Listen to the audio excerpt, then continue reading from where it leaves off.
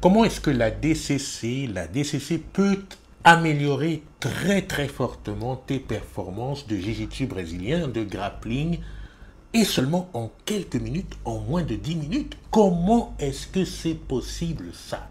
Bonjour, je suis Jean-Serge Moulumba, le spécialiste de tes relations plus épanouies au quotidien. Comme tu le sais, nous abordons le jiu-jitsu brésilien ici toutes les semaines. Donc, si tu n'es pas encore abonné, c'est le moment de le faire, de sorte à recevoir toutes les semaines le contenu directement sur ton téléphone, sur ton ordinateur.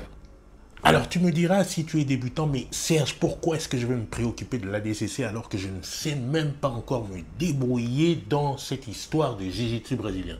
Alors attends. Fais-moi confiance parce que tu verras au fil de la vidéo qu'il y a de l'intérêt et que ça peut être très important pour toi, même qui débute, de te préoccuper de l'ADCC. Et oui.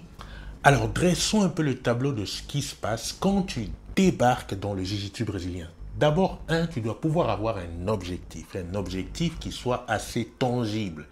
Quel est le genre de performance que tu veux atteindre? Quelle est la raison pour laquelle tu adhères à ce genre d'activité? Est-ce que c'est de la self-défense? Est-ce que c'est du sport? Est-ce que c'est juste de l'instruction, du développement personnel? C'est toi qui dois le définir. Ça, c'est d'une. À partir de là, tu dois pouvoir choisir un club avec des critères assez objectifs. Club dans lequel tu vas pouvoir avoir un coach, des partenaires dans un environnement plutôt agréable avec des informations à la pointe qui puissent te permettre d'atteindre les performances que tu te seras assignées. Mais ce n'est pas tout. Il va te falloir aussi aller en dehors des tatamis, essayer de consulter toutes les ressources possibles, dont notamment des ressources en ligne, que sont les instructionals ou alors simplement des vidéos libres d'accès sur YouTube pour pouvoir aussi te faire tes propres idées sur ce qui est intéressant d'apprendre.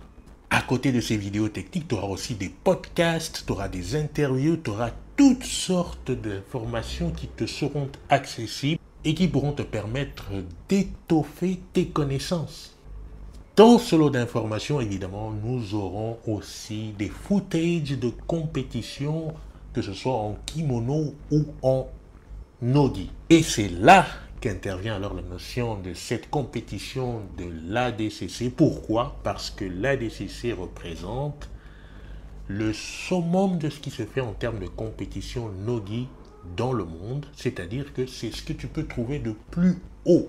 Et pour toi qui débutes, c'est très important, même si tu es simplement à l'entrée de l'activité, de savoir en fait ce qu'on fait au plus haut niveau pour pouvoir te situer par rapport à ta trajectoire, notamment modéliser des athlètes. Par exemple, pour moi, je sais que quand j'ai vu la première fois Marcelo Garcia, il m'a vraiment parlé. Et c'est vrai que même en étant débutant, même en n'y comprenant rien, tu peux tout de suite avoir des athlètes qui te parlent, des athlètes qui te parlent moins bien par leur caractère, leur façon de parler, leur façon d'aborder la compétition, leur façon de bouger, leur façon d'exprimer le jiu-jitsu brésilien. Tout ça, ça peut être déjà quelque chose qui te fasse écho. Comme c'est une plateforme de très haut de gamme, comme je te disais, eh bien c'est l'endroit où tu auras ce qui se fait de mieux dans le monde sur le moment. À un moment donné, on a vu la mode des leg locks. Maintenant, c'est le wrestling, la lutte qui est sur la page. Et donc, tu pourras aussi quelque part t'instruire, te laisser influencer par le haut et recevoir des informations vraiment de très bonne qualité de cette façon-là. L'organisateur principal qui est Mo Nassim disait lors d'un de ses lives sur Instagram que la raison pour laquelle il organise ce tournoi épique est simplement pour la promotion du sport et surtout pour que les athlètes deviennent de plus en plus reconnus dans le milieu du sport en général. Non seulement ça, mais il souhaite aussi voir les athlètes gagner de plus en plus d'argent, gagner leur vie, de leur passion par rapport à ces tournois. Cela d'un côté, mais d'autre part, il voudrait aussi voir que cette tribune offre un spectacle jamais atteint par la performance des athlètes. Et c'est là que toi, tu peux avoir une idée quelque part de ce que tu voudrais faire toi personnellement en termes de jiu-jitsu, même si c'est tout haut, c'est pas pour autant que ça te soit interdit de modéliser, de regarder ce qui se fait de mieux et de le rapporter à toi. Moins de 77 kg, moins de 88 kg, moins de 99 kg ou plus, suivant ton gabarit, rapporter les caractères, les styles d'attaque, les styles de défense, la façon de se mouvoir carrément à ce que toi tu voudrais faire. Et si tu t'organises et que tu te fais des séquences de visionnage de cette façon-là, tu verras que en quelques minutes, tu auras un prototype, une sorte de carte maîtresse pour toi qui te permettra d'être beaucoup plus à l'aise dans l'organisation de tes entraînements. Alors ici en France, on n'a pas beaucoup d'athlètes qui sont présélectionnés pour ces ADCC. Comme je te le dis, c'est très très serré.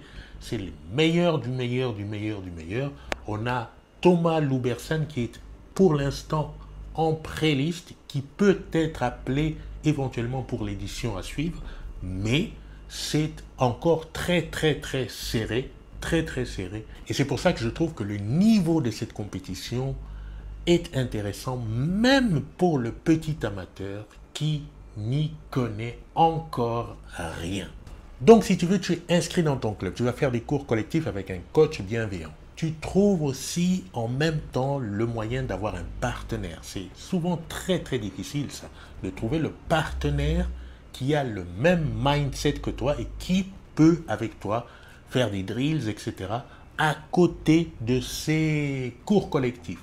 Ensuite, tu vas en ligne, tu regardes des éducatifs, tu regardes des instructionals, tu regardes aussi des interviews. C'est très important de regarder le mindset des coachs, des athlètes, etc., des organisateurs.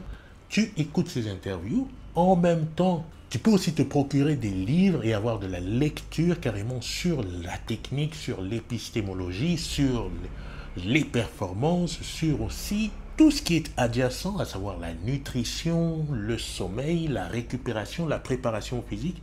Donc, t'étoffer aussi sous ces angles-là.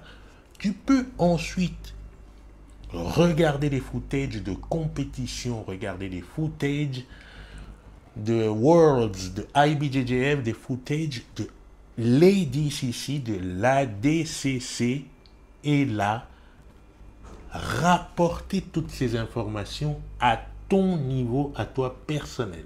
Si tu es organisé, si tu as des objectifs précis, si tu as de la méthode, si tu as une pratique délibérée, si tu rajoutes les quelques minutes de l'ADCC dans ton protocole d'entraînement, eh bien, crois-moi, je pense que cela va vraiment soutenir de façon significative ton évolution.